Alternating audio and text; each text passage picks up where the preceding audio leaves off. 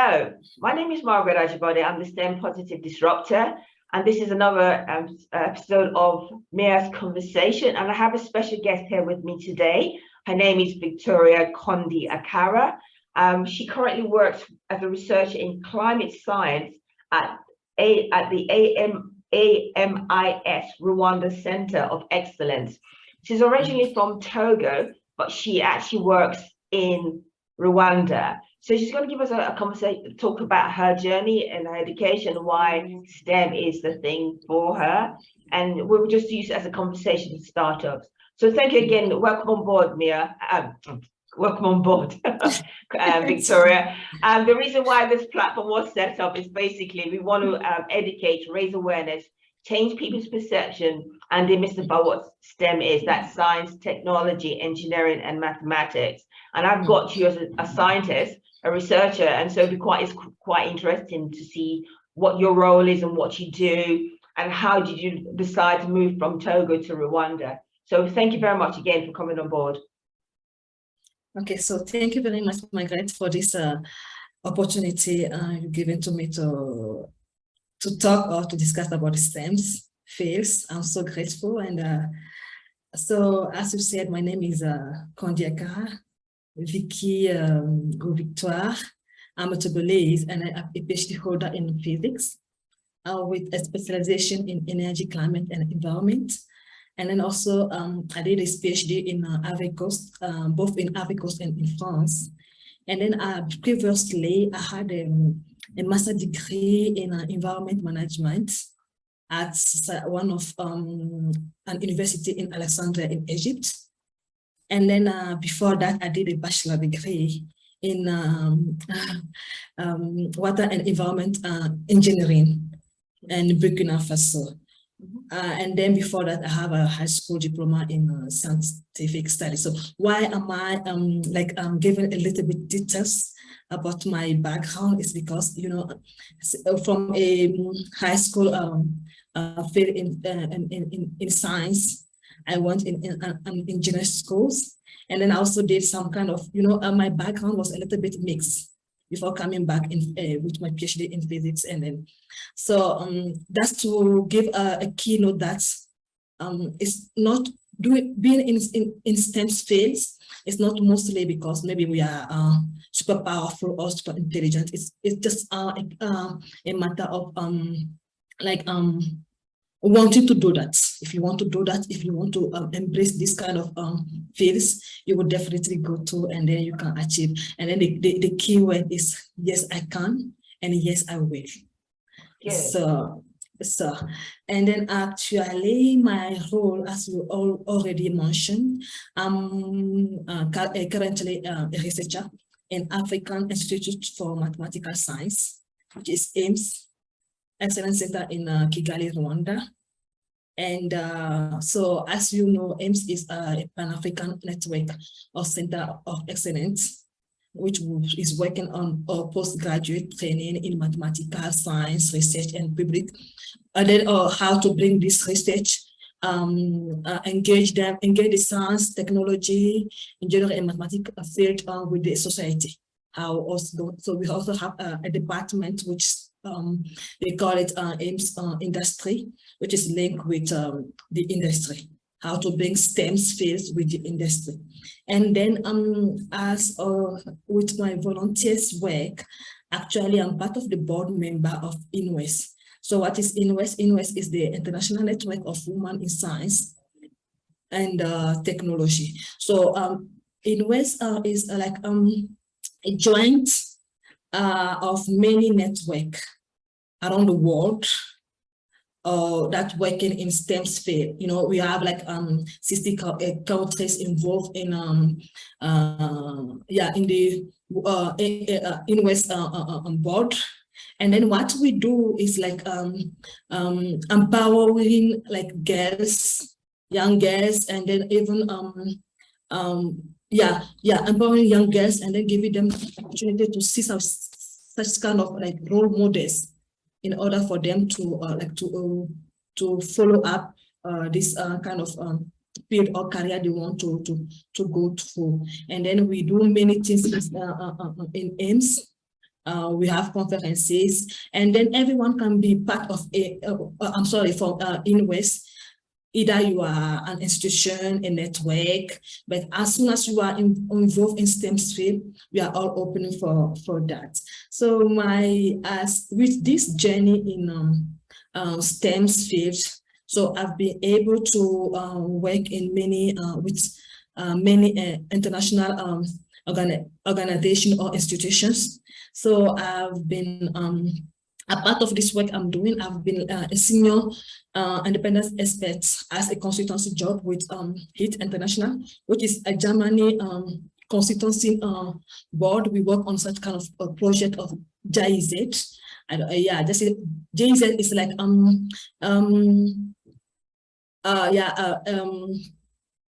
a Germany group which is working in Africa.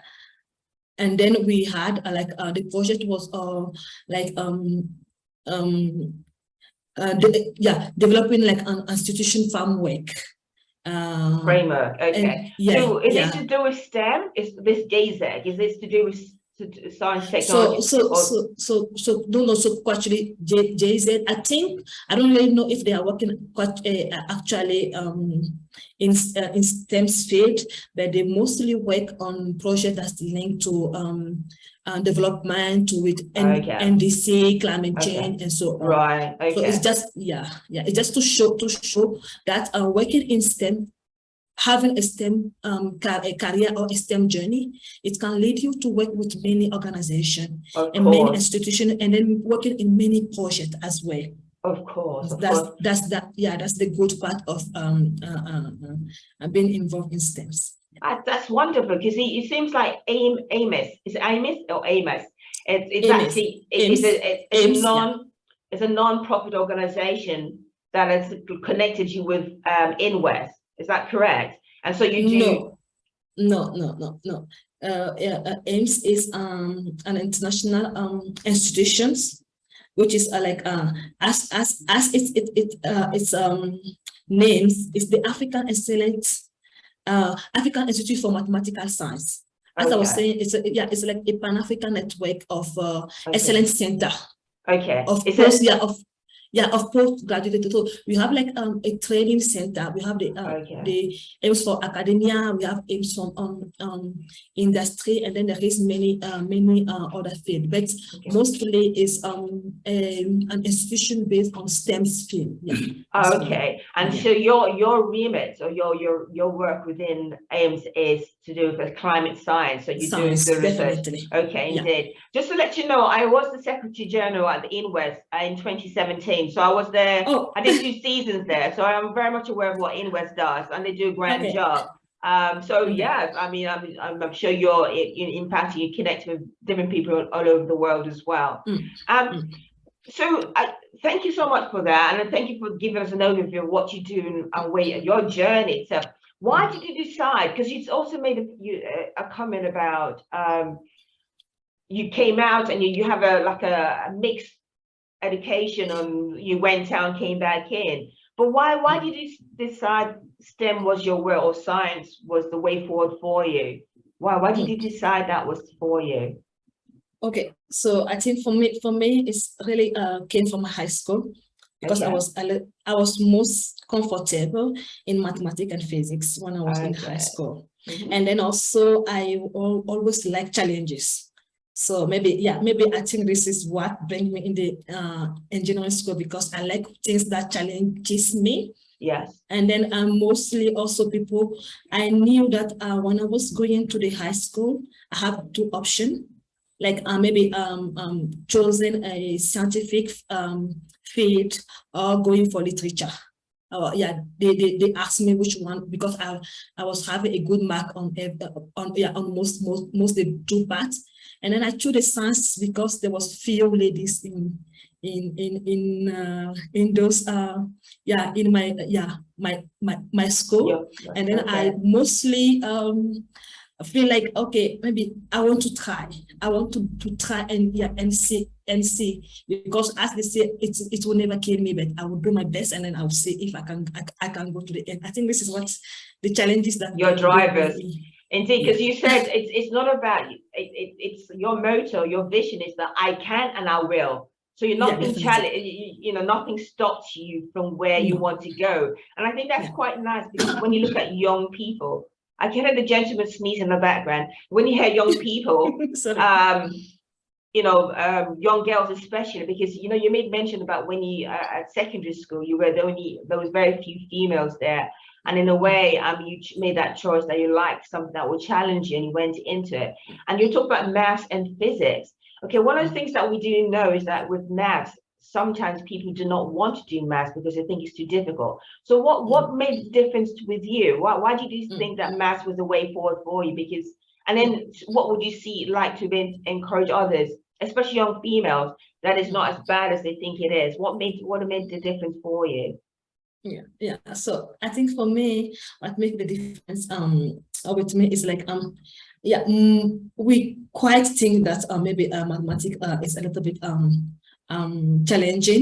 challenging, but at that point I was maybe it was due to the teacher I had at that point, because the teacher he was like finding a way to explain things to us in like a concrete way. How can I do that? Yeah. And so a simple way in which you tangible, they can understand. A tangible, definitely. Yeah, a tangible way. And then for me, when things is really tangible, it's helped me to understand.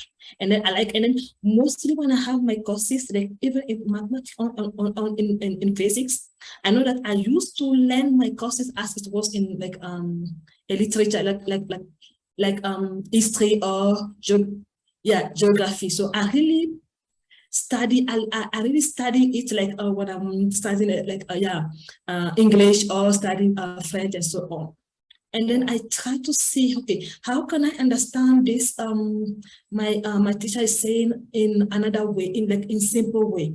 When I took the things I saw around me, how can I transform it so that I can understand? So this is how I use mostly. And then I was having like some kind of small papers. When I write everything, when the teacher teach me, I have to try to put it in my own way to understand. Maybe it's that's really helped me too. Well, do you know something? Again, that's your learning style. And I think most people do that because unless you can put it in place where you can visualize how it works, it's ever so difficult, because you can get the best teachers in the world, but if it's not connecting with you, it's ever so difficult for that.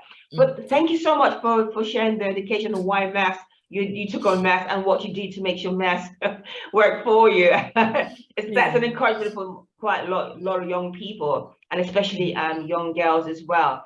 So in coming forward for where you are in relation to work, what would you say is the good, the bad, and the ugly of your profession right now? What would you say, in Rwanda, because what you're doing is sharing to the public what happens in Rwanda, the teaching style. It's not about trying to bring anybody down, it's about looking at things and how can we improve things itself. So Rwanda and Togo, because you also studied in Ivory Coast. Gosh, you traveled a lot in Africa. You did quite a lot, and you went to France as well. So I know you're what we call a jet setter. Okay, that's good.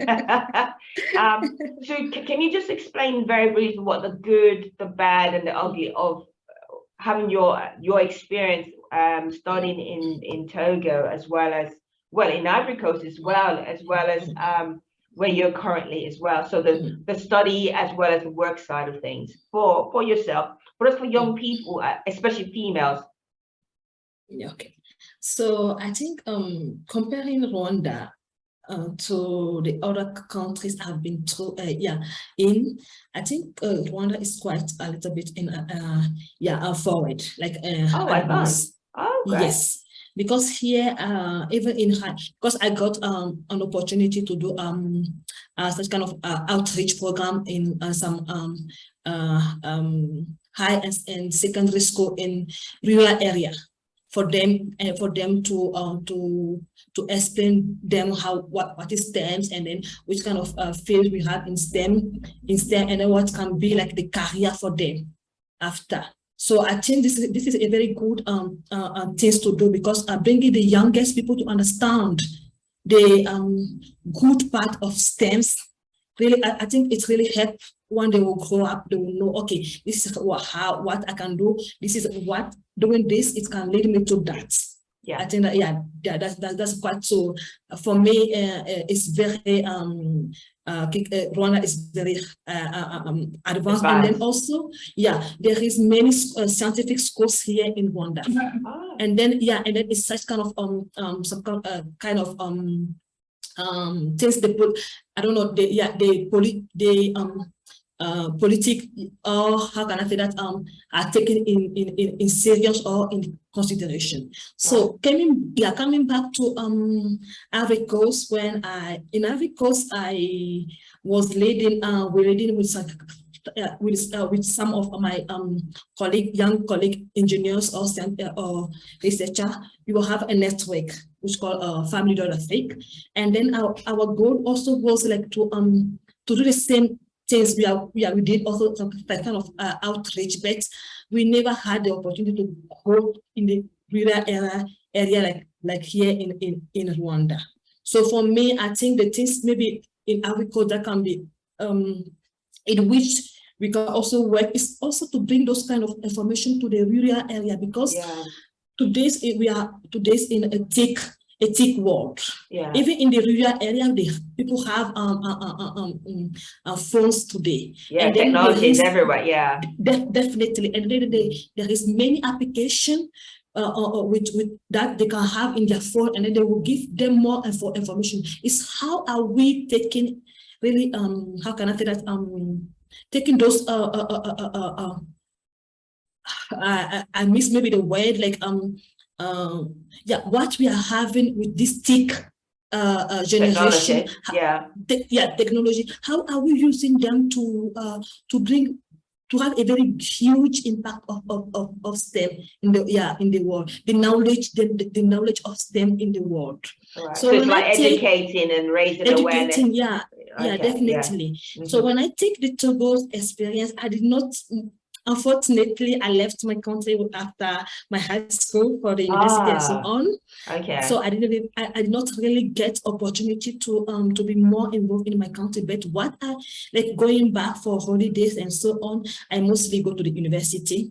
But what I really observe is many of young people in mathematics or in science field in the university, you do not have much information about what we have as career, what can be the opportunity for them after. And then actually what we are doing is we are also creating a network of women in research and in engineers to see how we can help the youngest to have more information about STEM. So actually, we are also, and then I think in all those countries in Africa, I think now our government, our politics, and so on knows really what is the STEM can be benefit to in our society, how it can help to solve some kind of problem in our society.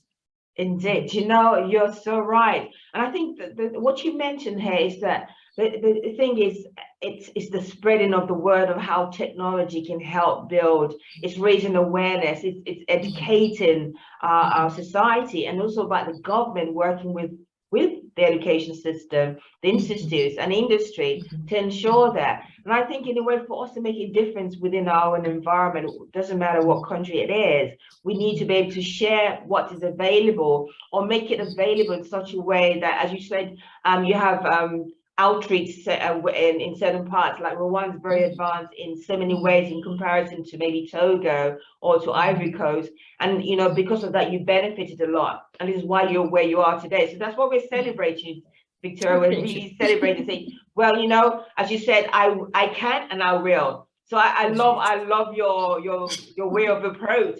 I can and I will. So that means that everything is possible, but you have to really have that self-belief as well. Definitely. You know, and also have the right people around you as well. Sometimes if you don't have the right people, because you know, it's easy. I'm not sure what your background is in relation to maybe your parents encourage you. Some people don't have that. Some people say you have to go out to work, you have to do this, you have to do that. So your priorities are different. So, you know, but it's also about, you know, us giving everybody a chance to see what's potential and how they can do it. And as you say, I can and I will. I love that motto, so I'm going to keep using that. I can and I will. Thank you. Yeah, and so thank you. And I'm celebrating because I see you've done quite a lot. You've not just with AMS, you've done other outreach with different networks as a network, and you've also involved with InWest as well, where climate change is. Although we didn't speak much about climate change, because that's really what I want to do is to bring out the roles. But it's okay because, you know, climate change, it's about, I don't know how it works within Rwanda. It's a big issue where climate change is, you know, the issue of what is it, how's it being addressed? Just very briefly, how's it being addressed?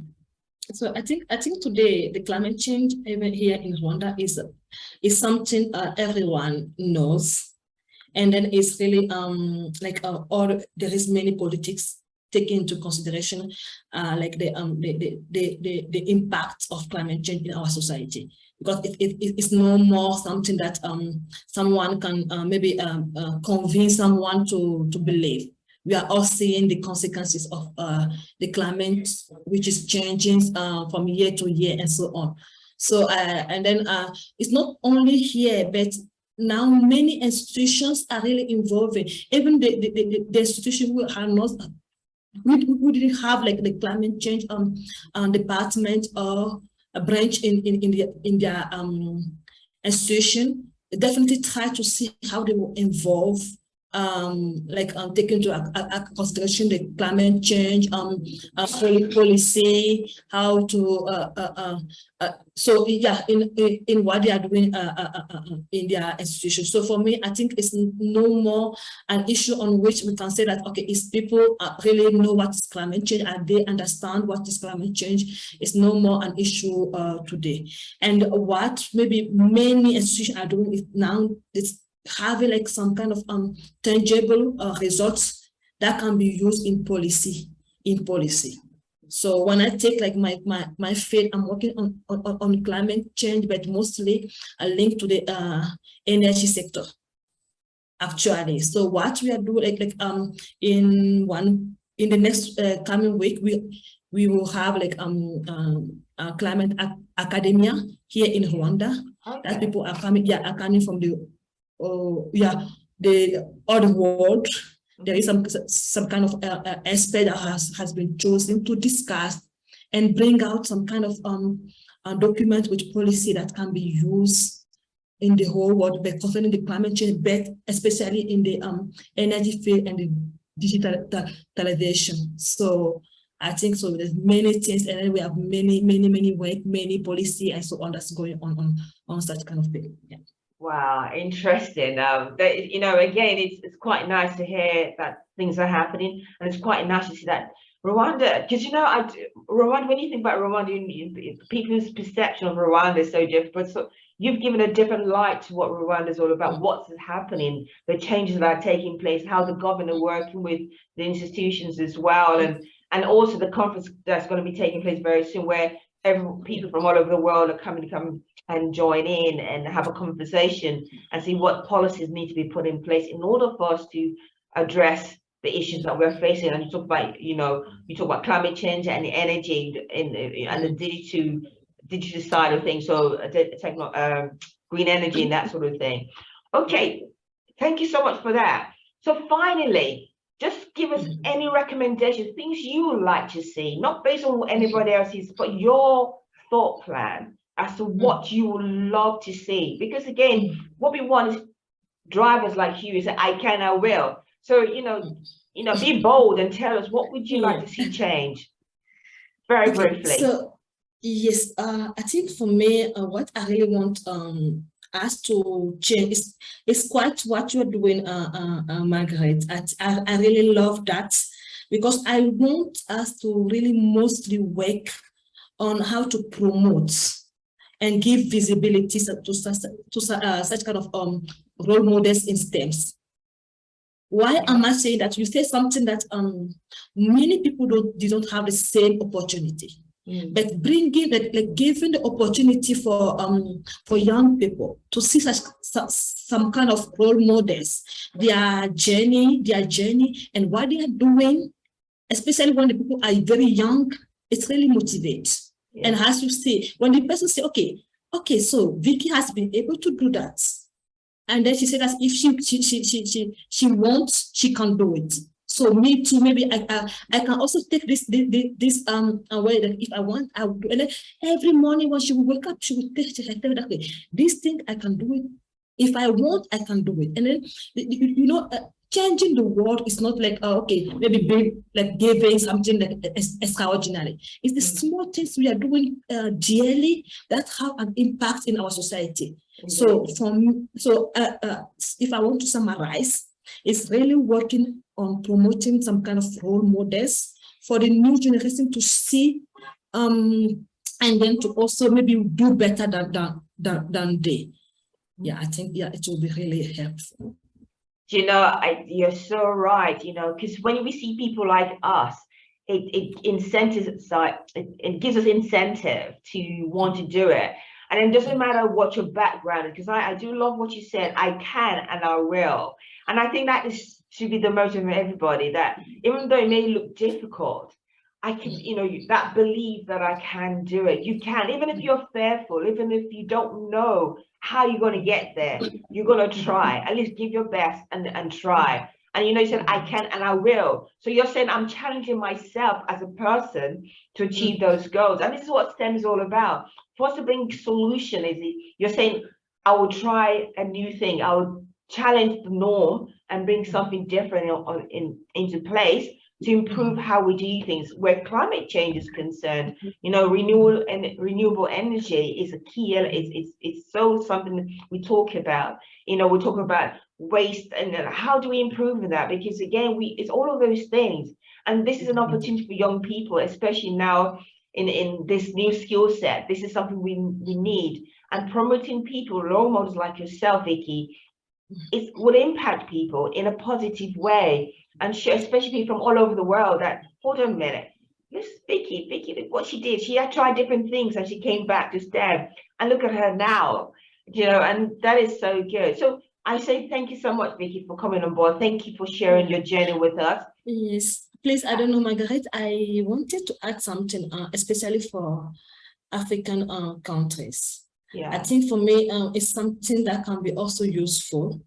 It's like implementing such kind of policy that can also help organization, institutions who is promoting STEMs by offering such kind of like some kind of grants for people who don't have opportunity to go through those STEMs, but if they have the capacity, how are we making how are we helping them with some kind of grant for them to go through their studies, and then maybe later have some kind of guarantee, for them to work in such kind of institution or organization, like giving them a grant, but have a guarantee for them to come back and work also in the institution. It's such kind of things that can also help to promote the STEM in Africa, especially in Africa, I think. Well, do you know what? This is a platform for you to share that. So, hey, you share that, somebody's going to listen, and hopefully they'll be able to give you some solutions on that. There are options, there are opportunities out there, and I think it's knowing where to go. And this is one of the reasons why we have this platform, is to try and showcase that and share that information as well. But yes, thank you so much, Vicky. Again, it's a platform for us to say these are the things we like to see and things we like to change as well. So again, I'm so grateful for my special guest, Vicky Kondi-Akara, an expert in energy, climate, and environment. And this is Margaret Ajibade, a STEM Positive Disruptor, on Mia's Conversation. And I've had, as I said, a special guest talking about what's going on in Rwanda. She's originally from Togo, and her working in Rwanda currently. The reason why we have this platform is to educate, raise awareness, change people's perception, and demystify what STEM is all about. Bring out the public into our domain, show the diverse roles, show what technology is doing to impact our world in a positive way. As Vicky was saying, looking at how technology is reaching rural areas as well. And one of the things I love about Vicky is that she's saying, I can, I will. And I want people to believe that. I want young people to believe that they can. It doesn't matter what the issues are, and you will. Just be bold. Even when you're fearful, be bold and challenge yourself. Everything's possible. You find that people will start rally around you and provide you with that support. Tell people what you want, and that will bring change as well. So again, thank you, Vicky. I really appreciate you coming on board. Yes, thank you so much. Okay, thank you. Yeah, it